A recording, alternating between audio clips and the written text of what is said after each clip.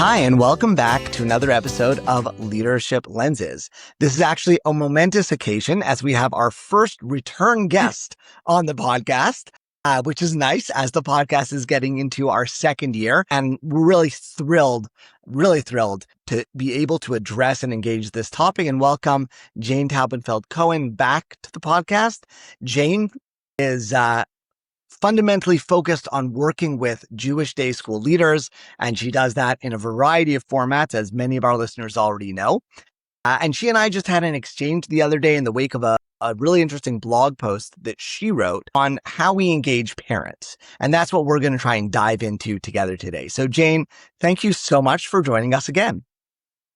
It's my pleasure to be back. And thanks for having me. So, and we'll link that the blog to the show notes so anybody can get to it. It was posted on Times of Israel, so you can search there as well. But for those who haven't read, just lead us into the topic. What are you thinking about in terms of parents in schools, and what motivated you to write? It's actually funny because this topic has been part of my entire career, that being on the same side of the table with parents, being partners with parents is the way to begin the relationship. It's the way to work together towards what's best, keeping the child at the center, knowing that even if you're seeing it from different lenses, the ultimate goal is to do what's best for the child. And when the parent really knows that's true, and when the school really knows it's true for the parent, you start from a better place and you often end in a better place, or at least you get started with the actual work in a better place. I guess there's no ending. So on Sunday morning, I woke up and I said, I've been talking about this so long, I should just write what I'm thinking. And literally in 10 minutes, I wrote it because it's been on my mind so much. I was able to be a part of a workshop on this hidden sparks it was supposed to be in the winter, but it was in the spring. And I talk about it all the time. No one who works with me was surprised by what I wrote. In fact, when it was posted, a former student in the school that I was the head of wrote that she began her time going to our school through 8th grade, and now she's been a teacher for 10 or 15 years. And she said this has been her philosophy because she didn't know there was a different way. So it's obviously been a part of who I am, who I was as a leader, and who I am as someone who works with leaders today. And it's consistent with how I view leadership. And so I wanted it on paper. I wanted it before school. And the reaction's been like really, really amazing. Like, so many people have sent me what they shared with their community or what they said at their orientation. People that I don't work with used the article, and somebody said, "Oh, you were just quoted," or somebody just sent this around to the entire faculty in a school that I don't even know, so That's amazing. that's exciting to me. That's exciting. It's amazing. It also shows, it really speaks to the fact that you said it very simply, sitting on the same side of the table, but it's obviously not assumed or everyone's common practice. And you can see that by people speaking about it and sharing it and wanting to push it. So, can we delve a little bit deeper? Why do you think it's so hard for us to sit on the same side of the table? What typically goes wrong? And then after that, we'll get to what do we need to do to help it go in a different direction. I think there's a lack of perspective taking in schools on both sides. I don't know that the parents are always thinking about what it feels like to be inside the school. And I know that often schools aren't thinking about what it feels like to be the parent of this child. I don't think there's so much of a lack of perspective taking about what it feels like to be the child. I think people do put energy into that. The idea that a child who's really, really struggling, very often I think schools feel like we have to make sure the parent does what we need the parent to do. And the goal of this meeting is to get the parent to do something, whatever that something is. And so they come in like, this is what we're going to tell the parent that the parent needs to do. Instead of, the goal of this meeting is for us to leave where we feel like we're in this together. that we see what the challenge is. It's sitting in the middle of the table and we're all looking at it together and we're creating a plan together. So it's a mindset shift. There's a ton of emotion in schools, as you know, from all your Yes. years in school. There's a ton of emotion in schools. And when a teacher is struggling with a child or a school is struggling with a child, the emotion just flows over. There's so much emotion. And sometimes Mm-hmm. we don't spend enough time getting in touch with what is that emotion that I'm feeling? Why am I feeling it? And how do I name it for myself so that I can be fully present in this meeting as a partner and not as someone who's overflowing with whatever my own emotion is, whether it's exhaustion or a frustration or a sense of not knowing how to fix it, which is a really hard Mm-hmm. thing for teachers. And I don't know that parents always need us to know how to fix it. I think parents often need to know that we see their child, we see their child's strengths, we see their child's beauty, we see their child is created with B'Tselem Elohim in God's image, and that we're going to do everything we can together to help this child succeed.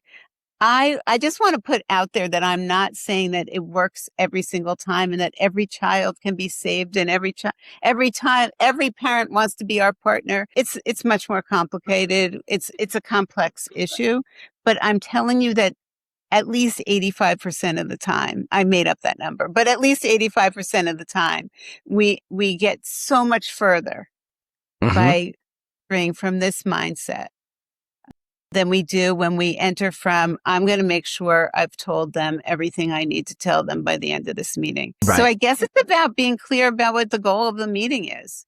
What is the goal? Right. Absolutely. And I actually, in my previous conversation just an hour ago, was speaking to a new head who was describing an upcoming parent meeting and said, what we need to do in this parent meeting is get the parent to blank. Yeah. And I said, okay, well, let's take a step back. So first question is, how do you think the parent's going to feel when you ask them to go get a psych Math eval or tutor. a learning eval or what, like, what's that going to do to them? And the head was kind of like, is again, it's a new head just starting to deal with some of these issues and said, I'd actually never thought about that. Right, I'm exactly, just, exactly. And we also we're teachers. Ultimately, we came into this field because we're teachers. We believe in education. We never teach the skills. We don't teach the skills to the parents. I say this in the blog post. It's hard to get parents to show up to a parenting workshop. The people who come are often the ones who already know everything you're going to say and already practice it. But we can embed parenting, learning into lots of things that we do. What I used to do at every year at new parent orientation is say something along the lines of, there are going to be times when you disagree with us and when you're upset about something. And let's talk about what happens in those situations. What should you do? How should you contact us? Who should you talk to? And what works?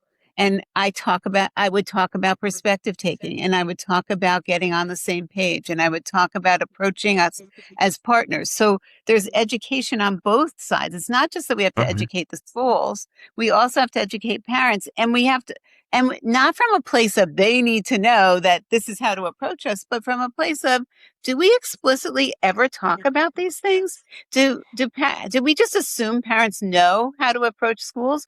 I don't think they do. I don't right. think they do. Right. And there's the group level, and then there's the way that could also be in any individual meeting. Every time you're having a parent meeting about a particular child with particular parents, that meeting could be, although it usually isn't, framed by, here's how we're going to approach this together, That's right. which shifts. That's right. Or even that even being even more explicit and saying it's really important to us that we look at this from the same side of the table.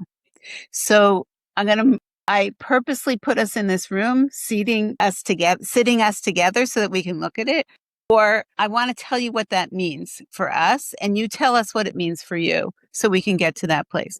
As we're talking, and I didn't even think about this when I was writing the article, thinking about the WhatsApp group situation in schools where a lot of the issues come up for parents in WhatsApp groups, and we hear about them, and then we say, I have to call that parent in because they raised this issue and it was inappropriate or whatever it is on a WhatsApp group.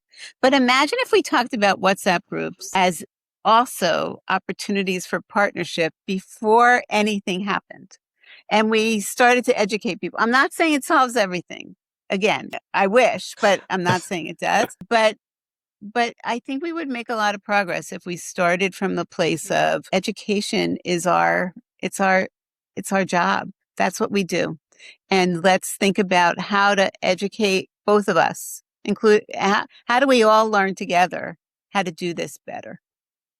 Right, right. And that's the key. As you're saying, education is our job, but it's not our job. And therefore, we're going to tell you parents how to do it. It's our job. And so we're going to open ourselves to doing it together. And I think that goes back to one of the pieces you mentioned earlier about why are teachers, principals, heads often falling into this? We're going to tell you or we're going to get you to do something, walking and feeling like they need to have all the solutions. Like, where do you see that coming from? Well, what's really funny to me is that when I started in the field, which is at this point a very long time ago, I was the head for 22 years. So it was 37 years ago when I first became a head. People were already saying parents aren't doing their jobs. They're not like the parents 10 years ago, 15 years ago, whatever it is. They were already saying that then.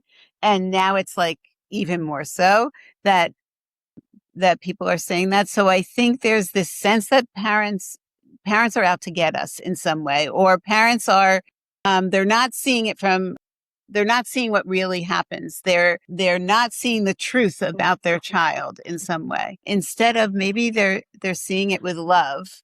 Maybe they're anxious. Maybe they had similar issues when they were children and this is raising stuff for them. Or maybe this actually happens a lot. They had similar issues and they ended up doing fine. Like they ended up being Mm-hmm. fine later on. So they knew that whatever it is. And there are hard messages that sometimes parents need to get about their children and their children's learning. That's true. And when they're done, when those same messages happen with love, then I think parents are more ready to hear it. I think the teachers are worried that parents are going to react in a way that's negative. The teachers are worried that the parents will say negative things about them or about the school. All of that. And the other piece that I wanted to just throw in here is I'm not sure we spend enough time sharing the positives either, enough so that the parent knows that we really see their child. But the point is, what if we assume that we're in it together to help have high expectations of a child and to believe in that child and to really believe in that child? What would it take for us to believe in that child? And what would it take for the parent to know we believe in that child? And sometimes the parent doesn't believe in the child and the school does. So it could work on both sides of this equation. But what if part of what we were trying to do is to get a shared sense of what it means to believe in this child and believe in what this child can do? Wow. I mean, I think that's amazing. And often when teachers are walking in like frustrated because they've been struggling with a child and they feel like they don't have answers, that's the time that you actually, as a school leader, have to help them step back and say, okay, this has been hard in the class for the last 2 weeks or 2 months. But meeting with the parents is actually an opportunity to get different perspectives, get more information, and enhance our ability to do it. So we actually have to walk into this meeting assuming we don't have all the answers and the parents have vital pieces of information. And if we miss those, then we won't be able to do as good a job. Right. Can I just share a very quick story that I used to tell before parent-teacher conferences in school? Please. There was a parent in our school that everyone loved. She is to this day awesome. And she had 3 children in the school, and one of her children has bipolar disorder and struggled and did well in our school, struggled in early childhood before coming to our school. And she used to tell me when her child was in early childhood, this is what I would tell the teachers in the school who already loved her, remember, that she said, you know what it's like to pick up your child from school knowing that it's possible your child ruined a teacher's day. And that story allowed us to have the conversation of what it's like to walk into a conference when your child has struggled and you've come into these conferences and heard difficult things over and over again. And in this case, it was every day that she was worried about it. She was worried that every single day when she walked into school, that she would hear something Ugh. about how the child ruined a teacher's day. For me, that story has actually motivated me from a perspective taking lens for my entire career, because we don't often stop and think about that. We are so keen on needing to tell the parent what that child's day was like. And it doesn't mean the parent shouldn't know what the child is like, but there's a difference in telling a parent what the child's day was like from a place of love, from different than a place of frustration. Absolutely. Absolutely. And that frustration also comes with a certain blame of like, hey, parent, make sure this doesn't happen tomorrow. Right. Right. And Right. then obviously that then cycles into the parent putting that back. And, you can get into this back and forth of we're passing the blame ball.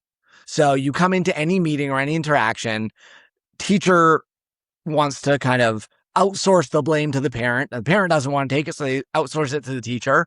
And that's the exact opposite of what you're talking about. But it means that as teachers and leaders, we have to step back from the issue and understand our own emotions about it before we walk in. And that was another piece that you mentioned before, but we didn't unpack, right?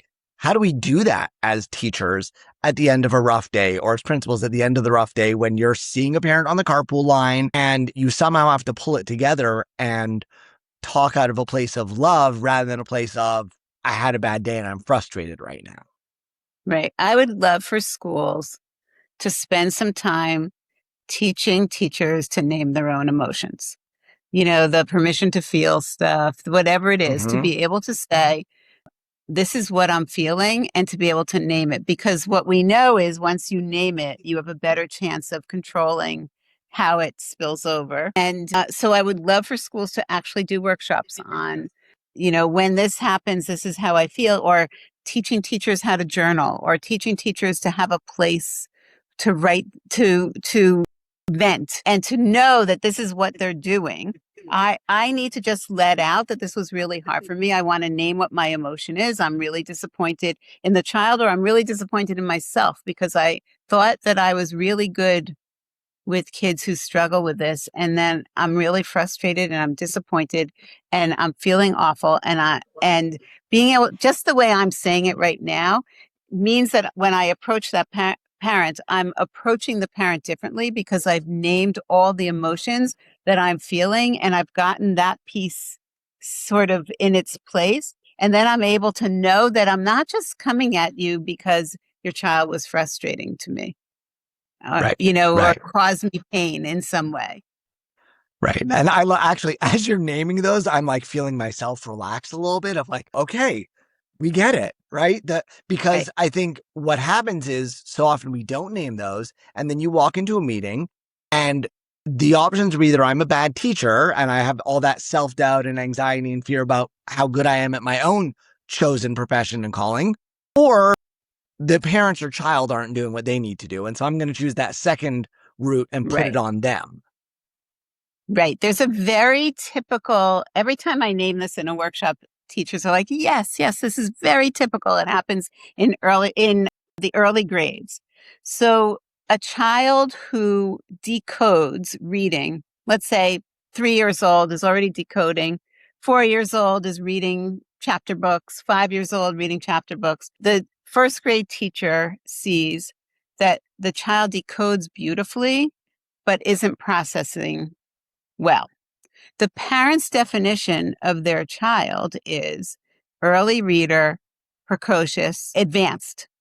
The teacher is now saying this child has a real challenge that we need to work on. But everyone's entering with a different story in their head into the Mm-hmm. room. And we need to unpack that before we move forward, because the parent's going to say, how could you say that? My child is so brilliant. In early childhood, they were saying, wow, how are you going to keep this child challenged through elementary school? And now you're saying that my child's struggling. Maybe it's the teacher. I'm making that part up. And the Right. teacher's saying, there are many kids who might not decode as well as your child, but they understand that the concepts at a deeper level, and they know how to sequence things, and all these other pieces. It's a really complicated, complex conversation, and everyone's entering with a different story in their head. So being able to start with what's going on here, like what have you seen? What do we see? And how do we reconcile that? How do we get to a place where we're working on this together? It's hard. It's hard. Right. And I'm thinking of what you said earlier. And if the frame of every meeting it just becomes the standard routine of our goal today is to get on the same page and understand this together, then that Yeah. sets the stage. And it doesn't make it easy. These things are always going to be challenging. But do you think the same thing works at the high school level, where you've got, in some ways more complex and more emotional issues, and you're dealing with college acceptances and my child's future, and sometimes more severe misbehavior and things like that?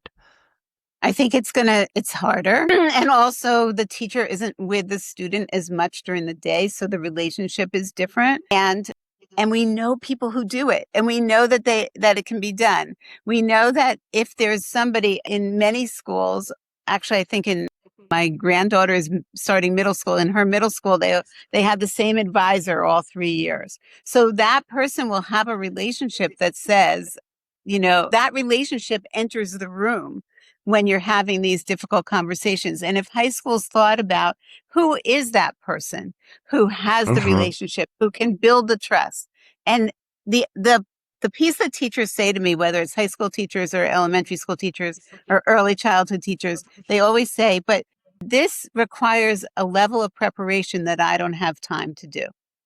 And I usually have the same answer when people raise that, which is the amount of time you're going to spend afterwards because you didn't do the preparation is much more than the amount of time that you're going to spend preparing. So put it on your calendar. I have this meeting on Tuesday at 1:00. On Monday at 12:00, I'm going to spend 15 minutes thinking it through. What, what perspectives are entering the room? How do I get us to this? How do I make sure to communicate that we're in this together, and we can look at it together? How do I build trust? Those are the questions that you want to ask, and build that in. And if there needs to be a partner to do it, schools should build in that partner, because I promise you that the amount of time they're spending afterwards to fix the mistakes, or to deal with the unhappy parent because they left unsatisfied from that meeting, or the teacher who left unsatisfied from that meeting, is much, much more than the preparation we would do in advance. Absolutely. Absolutely. I love the way you frame that checklist, because I imagine the typical high school teacher may be like, okay, I've got to prepare for this meeting. I'm going to pull up the grades. I'm going to look at the tests. Maybe I'm going to look at some homeworks. And now I've really prepared for this meeting. And none of what you said in your list had to do with grades and tests and homeworks. We're not there yet until we understand where we are ourselves emotionally, where the other people may be coming in emotionally, and how we create this as a trusting space so that we can actually have that discussion. Right. Since I stopped being a head of school, lots of people ask me to attend meetings at school with them. I've attended a fair number, and very often the message that the teachers are trying to send is supposed to come through by every teacher sharing how that child did on some work something or social something. And it's one teacher after another, because we want to emphasize our point as a school. And I'm often sitting there saying, what are they actually trying to communicate here? Because it's not that they got 7 out of 10 right on their multiplication facts. It's something else that they're trying to communicate. And I'm taking notes of what is actually what are the real messages here that are being expressed. And I often say them at the meeting. I say, this is what I think is you're trying to say.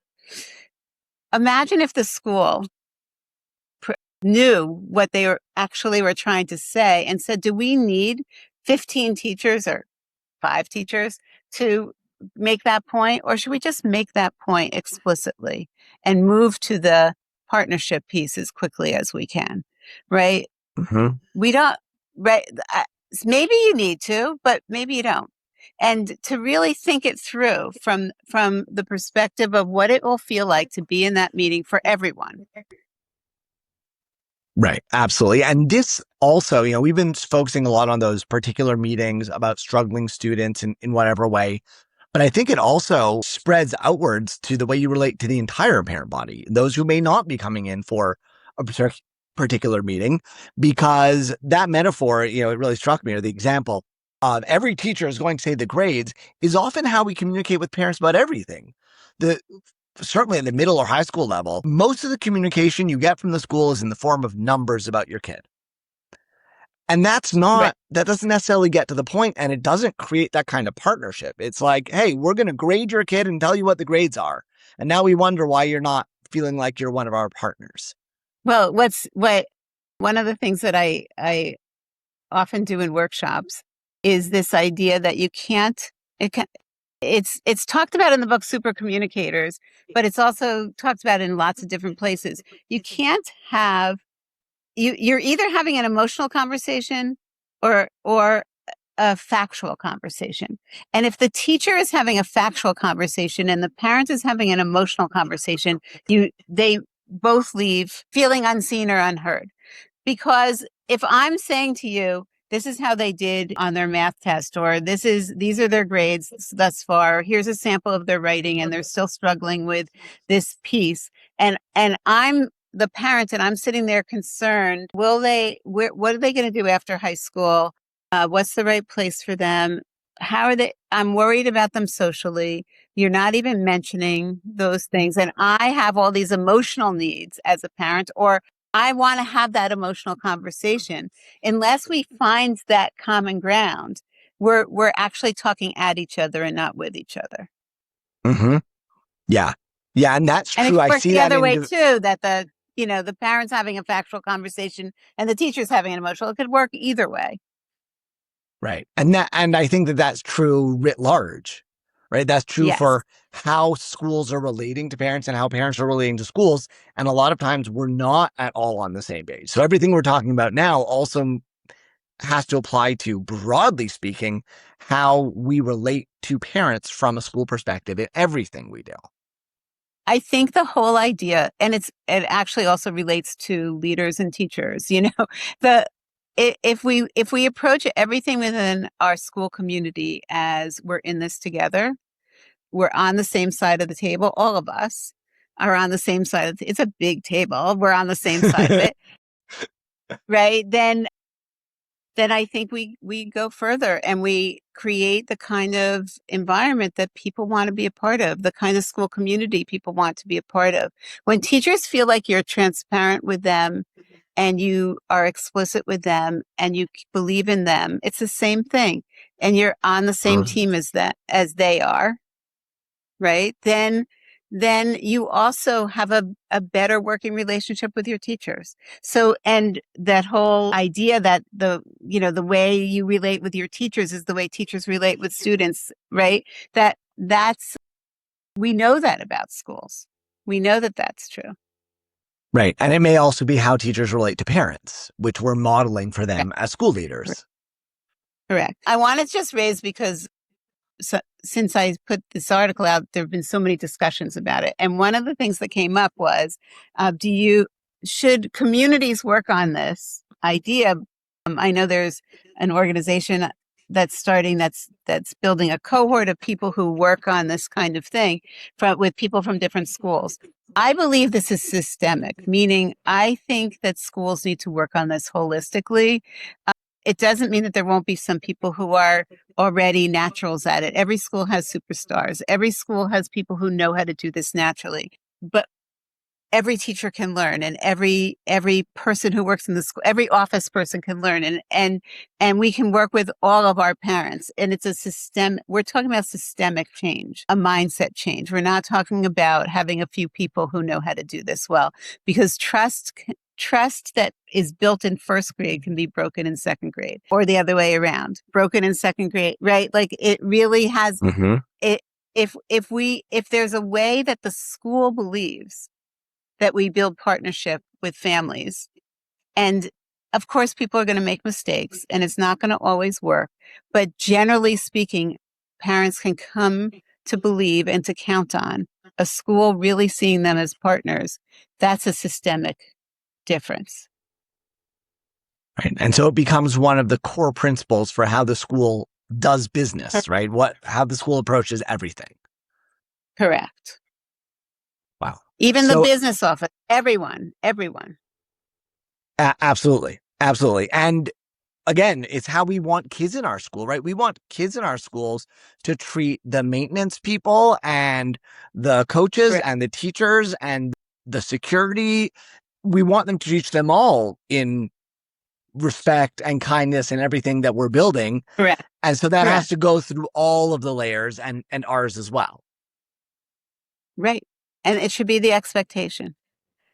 Our custodians are invited to kids' bar and bat mitzvahs. I see them at kids' weddings still, because we were a community, and that was our goal, to be a community. And it takes work. It comes from the heart, and it also comes from teaching. Yeah, absolutely. Absolutely. So look, I think this is a conversation that could go on much longer, but it certainly sounds like the article itself has launched some really, really important conversations. And I hope that this continued conversation will just keep things rolling. Are there any things that we haven't touched on that you want to make sure people leave with? I think I want people to really think this through as more than I'm going to let me read this article and let you think about it. It really requires practice and impacting practice. So I guess that's what I'm hoping, is that it will lead to conversations that lead to workshops that lead to more conversations that lead to more learning, teaching and learning that happens within the field, within our schools, within our communities. Amazing. So it really is, like you've been saying the whole time, it's just another learning process. And so it needs to be thinking about this, but it also needs to be putting into practice, learning more about it, circling back, because it really is, it's both a perspective and skill that we need to develop. And luckily we're educators, so that's what we do. Right. That is absolutely what we do. Amazing. Yeah. Okay.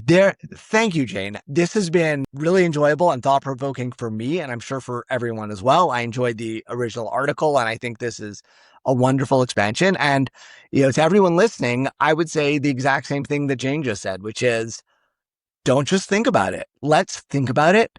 Let's try it. Let's practice it. And then let's talk about it some more. And if you want to let me know, I would love to hear how it's going for you and what your thoughts are on this. And you can reach me, as always, LinkedIn, Barry Kislowitz, Leadership Lenses on Substack, or on our website, kislowitzconsulting.com. Thank you for listening, and thank you, Jane, for joining us. My pleasure.